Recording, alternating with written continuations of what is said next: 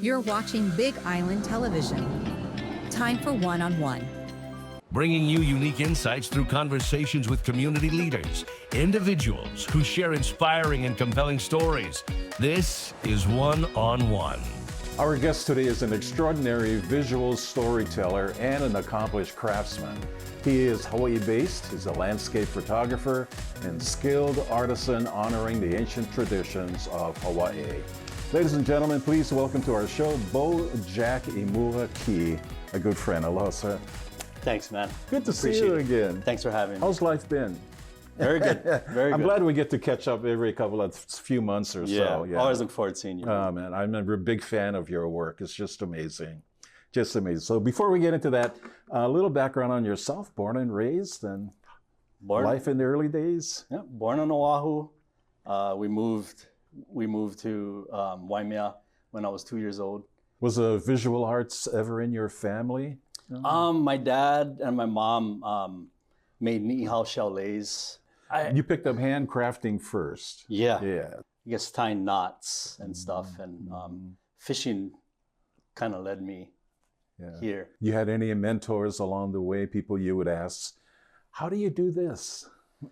More so my dad. Oh, okay. Yeah. My dad did a lot. He was accomplished in many things. Yeah. Yeah. His name?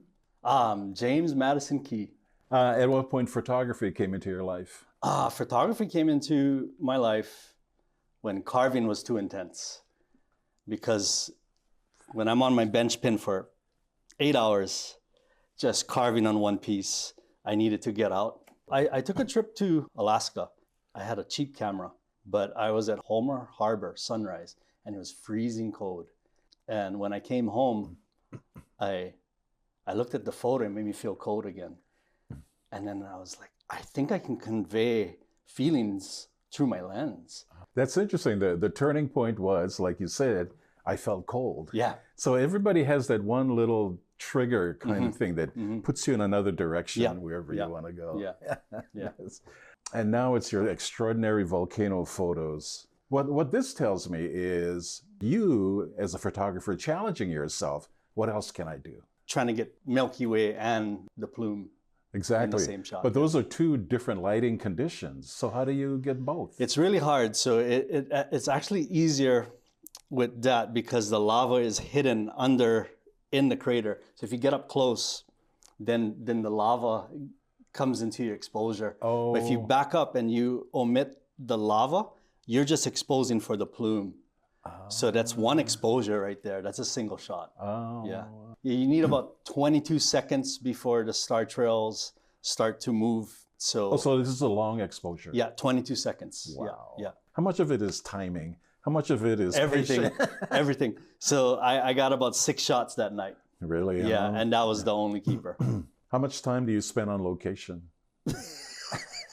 Do you live on location? Pretty much. I live out of my car. Yeah, it's crazy. USGS has all these websites that we go to. All the photographers have learned to kind of figure it out. So we kind of know within the ballpark. So when you say everybody knows this, are you all supportive of each other? Very much so. Friendship? Very much so, yeah.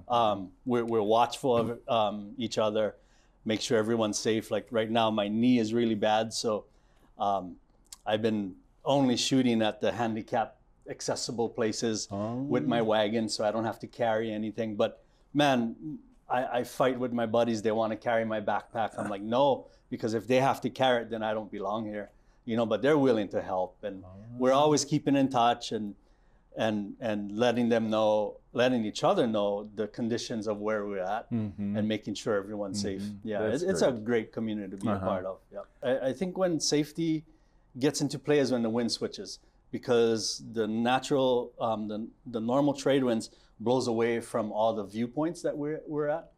And so we're pretty safe. A couple of the episodes, it's switched, and that's when you get the tephra raining on you, Pele's hair, and then the gases. So we always carry a respirator, but dust mask probably best. How's the heat? This last episode, I was at Uekahuna. That's the old Jagger site.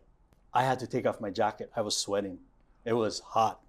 It was hot. This was nighttime. Nighttime. And it was hot. It was hot. Wow. Yeah, it was hot. Yeah. You shot this at a distance too, then? Yeah, pretty far away, finding some good foreground aspects. And that's a full moon setting over Mauna Loa. Yeah, what a night that was. My best night photography. To get that fountain, that motion in the fountain there. Yeah, that's like 2 seconds. How many shots, like, per episode? Oh, thousands. No kidding. Yeah, thousands. Wow. Yeah, my computer's screaming.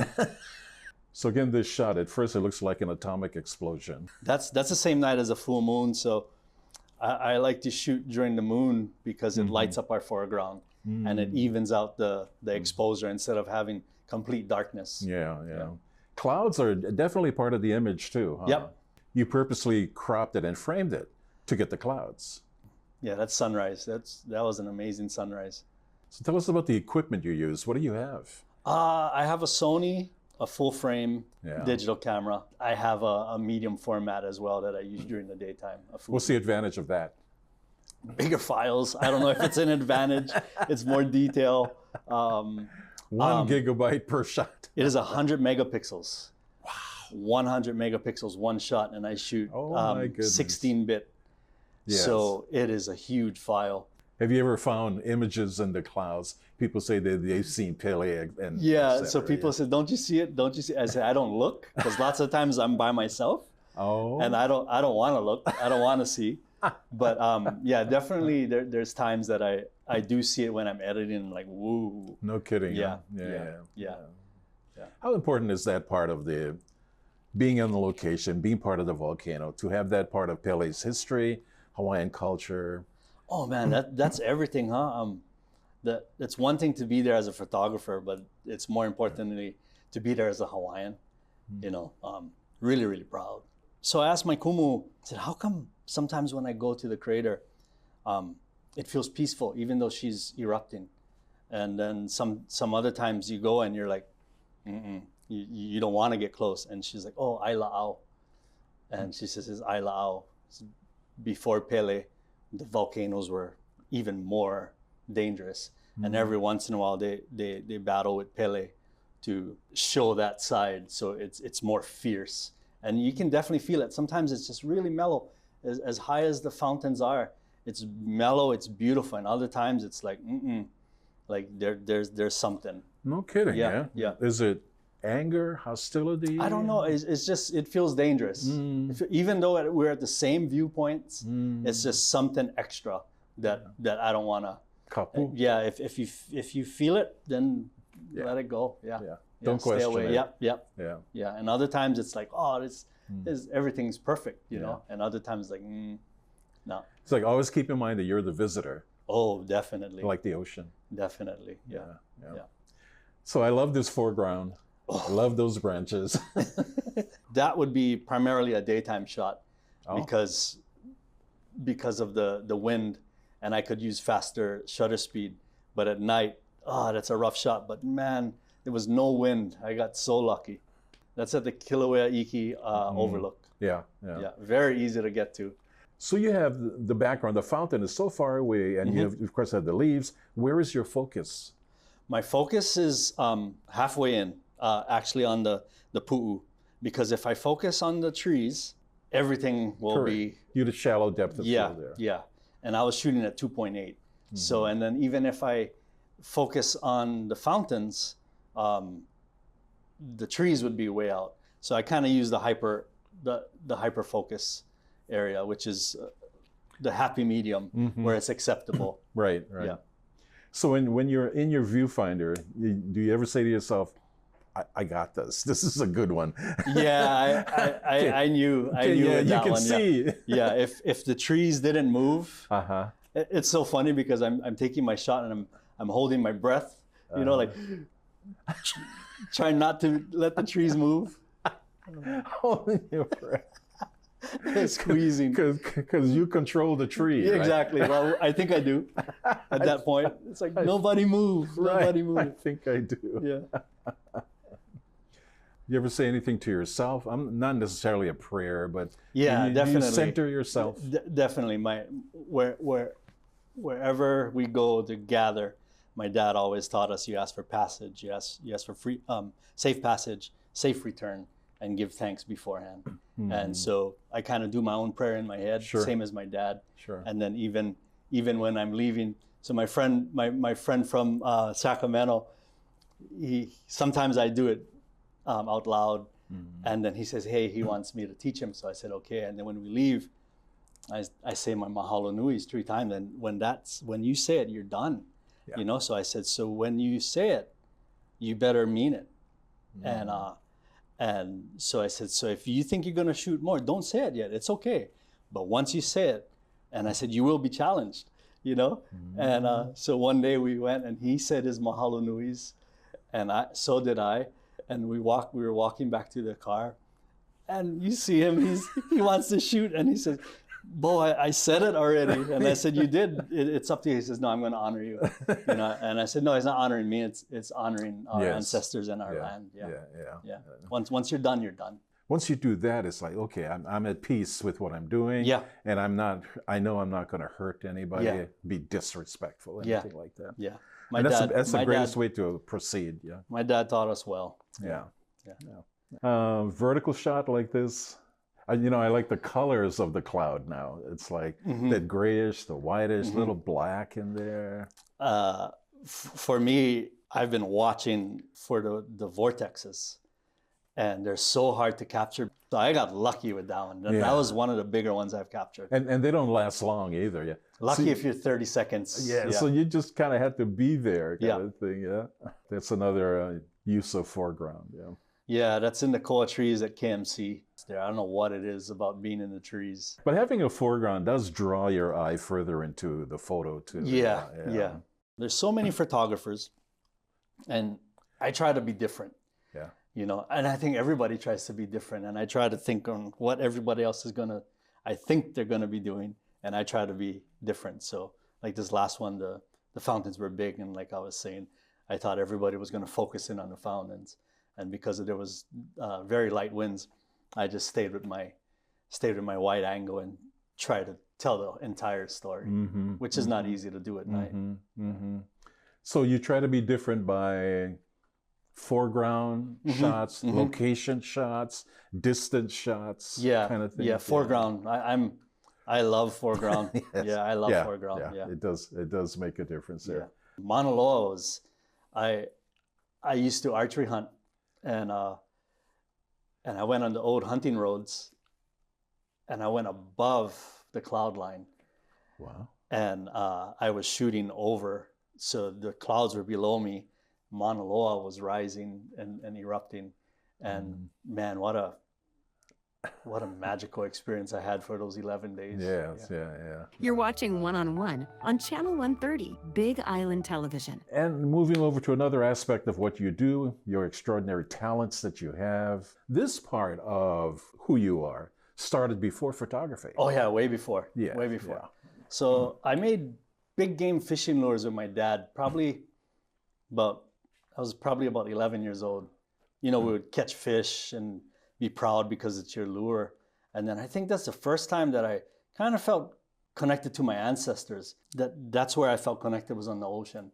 And I could kind of read the ocean in a good way and stuff. So I wanted to be more like my ancestors. The journey started going to Bishop Museum, buying all the books and figuring out. You're self-taught for the most part. Self-taught till 2011 when I met a Maori carver, Stacy Gordine, and him and I just collided. He told me, no more fish hooks. I want you to push yourself. So I started doing body adornments. And again, I want to be different. So I look at the most complex ones that I asked, why would they do it and how, right? And that's how I gauge my work too. When I'm gone, I want people to look at my work and say, why would he do that? How did he do that? The same way that I look at my ancestors' work. When it looks simple, it's usually not. That's true. That's true. Like, you're looking at the lashing right here. It just looks like a simple weave. But I think it's kind of complex. That was a self-portrait. Well, explain, how is that a self-portrait? What do you mean by that? It represents me, you know, like the form of the stone and then the lashing over it. Do you always think like an artist? If you look at your spam and eggs breakfast, you're like, what else can I do with this? So my boss for many years, we worked about 20 years together, and the peanut butter, the Costco peanut butter. So I would get the butter knife and spin it and make layers to go down. It was perfectly layered. It was like a stadium. And he says, I can't touch it. He didn't want to. Right. And he says, Don't want to disturb it. Yeah, It's a work of art. He says that's your peanut butter. So he would have his own peanut butter, and each day I would take one layer off, and then the next day I would add another all the way to the bottom, so it would go down all evenly in steps. I love that. Yeah. So yeah, I The think, mind of the artist. I love that. Just the other day in the garage, the clothes dryer was running, and it was just making a da-dunk, dunk, da-dunk, dunk, da-dunk, and I'm thinking, okay, da-dunk, dunk. You know, it's just one of those things. yeah. So yeah, we're all geared Yeah. in a certain way. Yeah. How you look at the world. Yeah. This is a beautiful bracelet. What's it made of? That's fossil ivory, and that's kauila. To create that bracelet, I got to cut out 500-600 pieces, and it's like this big puzzle that each piece is coopered. Each piece is what? It's slanted. Ah, Yeah, so okay. so it'll go around your wrists. Because if it's straight, it'll just go in a straight line. I'm kind of winging it because some pieces are really, really steep. Some are straight, and then some is subtle. And then but whatever you do on the left side, you got to copy on the right side. Oh gosh. And it takes me about a month to make one. See, again, how did he do that? Yeah, so that is a kupe'ea, a turtle shell bracelet from Bishop Museum that I researched. So our ali'i would wear that during ceremonies and special occasions.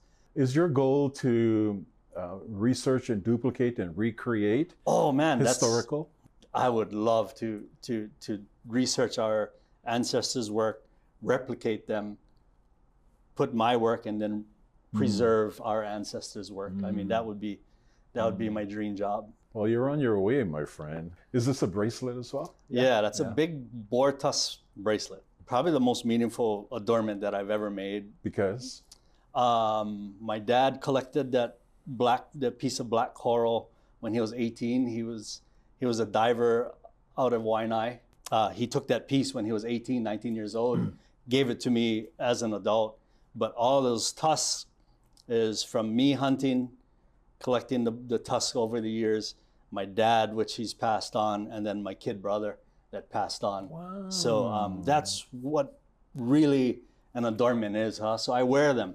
Yes, I wear all those memories. I had those tusks for a long time, and I knew I had the skill to do it, but I didn't have the emotional capacity. I mean, it was healing, you know, but it was hard for me to complete. Every piece has a story. Every piece has a story. Yeah. Personally connected to you. Yeah. You know, people say, "Oh, you make jewelry." I said, "No, I make adornments." Adornments is much more meaningful. You know, it protects you. It guides you. You know, I like this because the center there. How did you have to create the space around it? Yeah, with a file. So that I was missing my dad after he passed, and he would sew his nets. And at that time, he had a green plastic net needle. Oh, yes, the needle. Yeah. Yes. And so I had a piece of jade, and I was missing him, and so that's a replica of a net needle. Yeah, that's kind of kind of a piece cool. that I kind of adopt. I like that. You know, I like the lashing at the very end of that sort of cone shape, which leads to the roping itself. The rope, yeah. So how did that happen? So inside there's holes, and then it comes up and funnels in, and it's quite the process to keep your work tidy. Yes. You know. Yeah. Do you convey the story of each piece? Yeah, and I think that's when it really speaks, huh? I think they feel it, but then when I tell them what it means and where I was emotionally carving it, then they really understand what it stands for. These are my favorite to carve. Coupe. Yeah. Oh, Yeah, okay. those are coupe. So our ancestors would, the commoners, the maka'inana would wear the real shell, and then the ali'i would wear a carved ivory shell. And on our iwi kupuna till today, they still wear their bracelets with the carved or the real ones. So I didn't carve it out of ivory, I carved it out of basalt. The coupe is very important in our culture. We believe that they live in two realms. So the underworld, and then they make the journey up and then go back down. So that's their travels. That's depicting Ku'ula. He was a demigod, a half god, half fisherman in Maui. He was like the ancient Aquaman. They said that he could make fish appear on the hook, under the net. Only during times of famine would Ku'ula use his powers. So that's me depicting him. So my process usually starts with artifact books. I'll go through the artifact books, and if I find one, then I'll do a little bit more research, and figure out what it was, and be very conscious of what it really was. Okay, this photo right here, just superb, just superb. First of all, the comet trail just touching the edge of the lake. Yeah. And then, is that the moon or is that a Venus? Or that's Venus. Okay. That's Venus. Yeah, first of all, the location, where are we? Lake Waiau. Yes. And about, I think, 11,000 foot, maybe a little higher up on Mauna Kea, which I've never been there till that night. Oh? I kind of stayed away till timing was right for me to go. And then I knew the comet was going to be in. But man, what a magical place that is. Really? Yeah. It's just touching yeah, I got 2 frames. 2 frames. Really? Yeah, 2 frames. Yeah. And I'm thinking, well, how did you do that? I love the single flower, the single plant on rock. That is my favorite photo ever. Yeah. Yeah, that's where my ancestors come from, is Waipio. And yes, that was after a flood. And I went down, and that lone taro was stuck on that rock, and I just planted myself there. Yeah. I didn't move anywhere else. Yeah. And fortunately, I got that shot. That's probably my favorite photo. Yeah, that is. That's extraordinary. Yeah. It speaks. That photo speaks. I like that phrase. It speaks, because it's accurate, right? It speaks, and you hear it and you feel it. Foreground. More foreground. Yeah. But it's a great shot, though. That's at Pu'uloa, where the petroglyphs are at Chain of Craters Road in the Volcanoes National Park. But this is way off trail. I venture out and I take my tubbies so I don't damage any of the petroglyphs. Yeah. But so that's where our ancestors believe that we come into this island, this realm, and where we leave.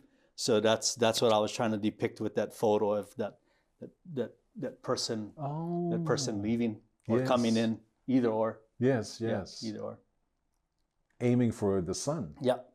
That's, I like the emptiness. I like the solitude kind of. There's also, there's life in space, in the emptiness. Yep. In the empty, there's life there. Yeah. Kind of thing. Sometimes silence speaks the most. Yes. What has this given you? How has it affected your life? How has it changed you? What is the message you want people to get from it? I just want people to enjoy life and find something that they truly believe in and do it well, do it the best of their ability. So I try to, with my work, I try to set the bar high for myself, and hopefully that'll bleed on to others. Your work, especially your crafting, just requires self-motivation, self-patience. Yeah. It requires tenacity and focus. Where does that come from? How do you nurture that? So everyone tells me, "Oh, Beau, you're so talented," and I think everyone has talent, and I don't think I'm talented. I want to be known as tenacious. Like just keep after it. I think I'm the type of person, when somebody says you can't do it, I'm like, watch me. I'll go ahead and do it. Herb Connie expressed the importance of detail, the importance of history. He says then it's just a picture. If you wanted to have a message, then you have to know, where was the sun setting? Exactly. Where was the shadow? Yeah. What kind of cordage? I mean, talking, he was like, He was a wealth of knowledge. yes, yeah, he was. Amazing. I wish I could have met him. Yeah, Would have been talking and talking forever. yeah. Like with Jameson. Yes. Jameson is in that same realm. Yes, yes, know? he is. He Yeah, is. yeah. And finally, just one side topic here: Thai Lake and collaboration. Okay. Yeah, just talk a little bit about that. It's so great the Oh man. unity that you have there. Yeah, Ty said he's been watching me for a long time, and I didn't know what to do because I normally take a piece of material, I get my sketch, I transfer it, I carve it.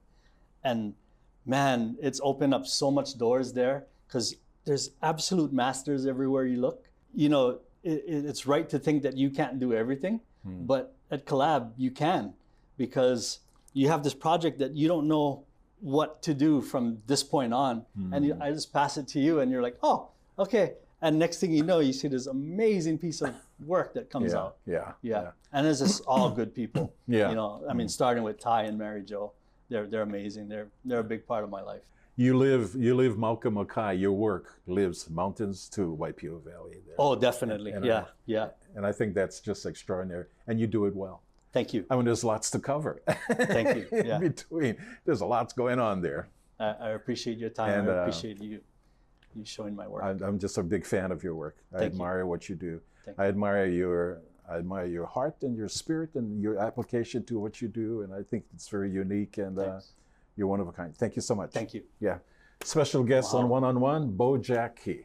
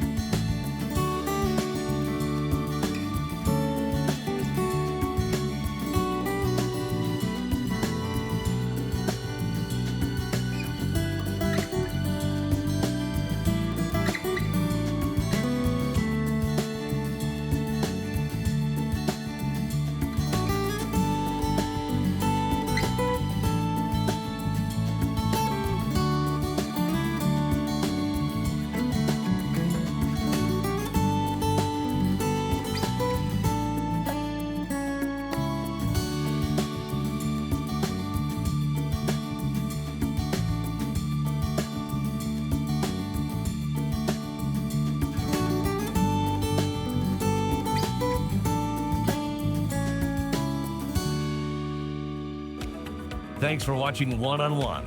We'd love to hear your comments and suggestions. We're at admin@bigislandtv.com.